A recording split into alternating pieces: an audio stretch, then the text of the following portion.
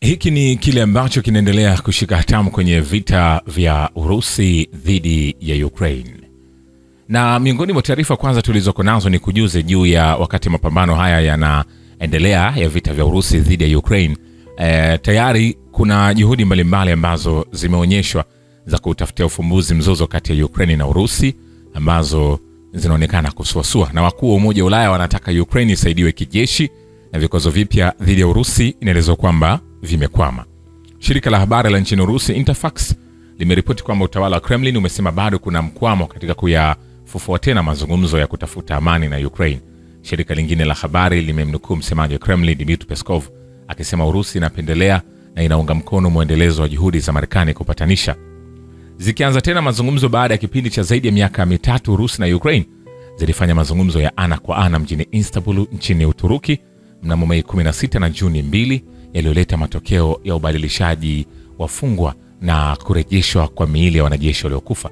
Hata hivyo, nchi hizo mbili mahasimu hazijapiga hatua yoyote ya mafanikio katika kufikia mkataba wa makubaliano ya kusitisha mapigano ambayo Ukraine ikisaidiwa na nchi za Magharibi imekuwa ikishinikiza makubaliano. Wakati haya yakiarifiwa, vikwazo vipya vya Umoja wa Ulaya dhidi ya Urusi vimesitishwa kufuatia upinzani kutoka kwa Slovakia kwa sababu ya mgogoro wa gesi. Vikwazo hivyo havikupata kura zinazotakiwa kuungwa mkono kwa kauli moja baada ya waziri mkuu wa Slovakia Robert Fico kusema hayuko tayari kuridhia pendekezo la vikwazo hivyo, akielezea wasiwasi kuhusu uagizaji wa gesi wa Slovakia kutoka nje ya nchi.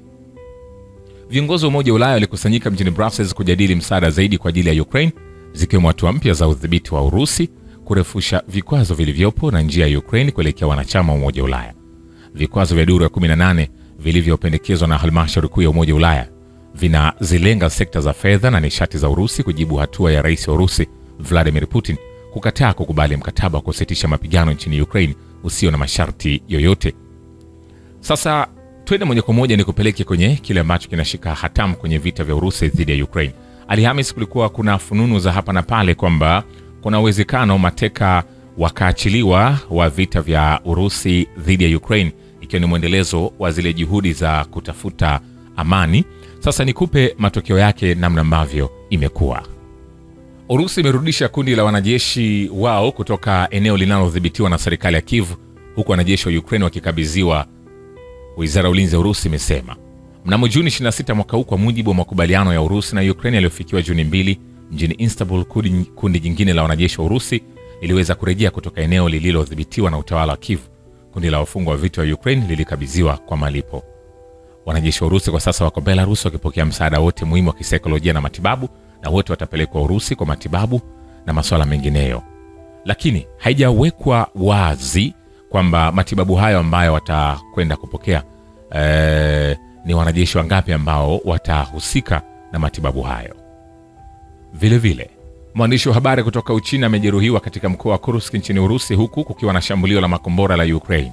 Afisa wa eneo hilo anasema mwandishi wa habari kutoka Jamhuri ya Watu wa China amenaswa mara baada ya makombora yaliyofyatuliwa kuweza kumjeruhi. Alipelekwa hospitalini, maisha yake yako hatarini, afisa huyo alisema. Vile vile, inaelezwa kwamba adui amefukuzwa kutoka mkoa wa Kursk, ingawa uvamizi wa hapa na pale na wabure unaendelea kutokea. Vikosi vya wanajeshi vya Urusi vinasalia thabiti katika kujitolea kwao kuzuia uwezekano wowote wa vikosi vya Ukraine kuingia tena katika eneo hilo. Dmitry Medvedev, mwenyekiti wa chama cha United Russia na naibu mwenyekiti wa Baraza la Usalama la Urusi, anasema.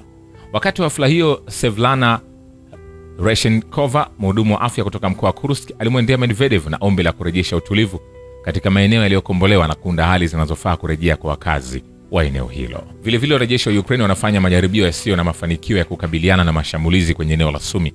Afisa wa usalama wa Urusi anasema wanajeshi wa Ukraine wamekuwa wakishindwa kukabiliana na mashambulizi karibu na Andreyevka, Yablonovka, Yunakovka na kijiji cha Sarki, wakipata hasara. Kulingana na yeye, makamanda wa kijeshi wa Ukraine wanapeleka wafanyakazi kwenye misheni ya kulisha kwa kanuni. Mashambulizi yote ya adui yamezuiliwa katika sekta hii ya mstari wa mbele. Ulinzi wa anga umeharibu ndege 39 zisizo na rubani za Ukraine katika maeneo ya Urusi usiku kucha, Wizara ya Ulinzi ya Urusi imesema. Na mkutano wa kilele wa Umoja wa Ulaya haujaweza kuidhinisha taarifa inayounga mkono Ukraine kwa sababu ya kura ya turufu ya Hungaria. Baraza la Ulaya lilifanya mazungumzo ya kubadilishana maoni na Volodymyr Zelensky, rais wa Ukraine. Katika muundo wa mkutano wa video, Baraza la Ulaya lilijadili maendeleo ya hivi karibuni kuhusu Ukraine. Maandishi yaliyowekwa yaliungwa mkono kwa uthabiti na wakuu wa nchi au serikali 26 kati 27. Baraza la Ulaya litarejelea swala hilo katika mkutano wake ujao wa vyombo vya habari.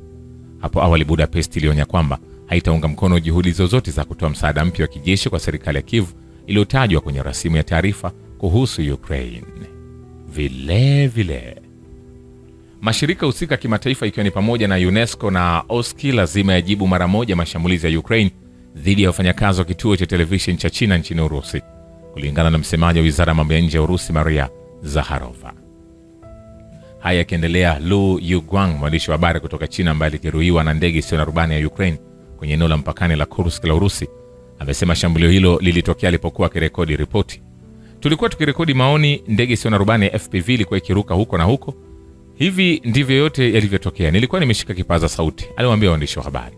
Kulingana na mwandishi huyo, wafanyakazi wake walikuwa wakifanya kazi karibu na majengo ya makazi. Mpiga picha wake hakuumia.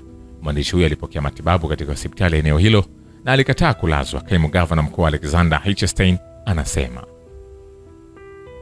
Kumbuka hichi ni kile ambacho kinaendelea kushika tamu kwenye vita vinavyoendelea kwa sasa kushika kasi baina ya Urusi dhidi ya Ukraine. Je, lini vita hivi vitafikia tamati? Hayo ndo maswali ambayo yamebaki vichwani mwa watu. Shukrani kwa Babu Kivita na Historia ya Dunia. Mimi ni Richard Shio, The Rich Voice. Ni follow Instagram na TikTok kama Rich Voice Official. Asante.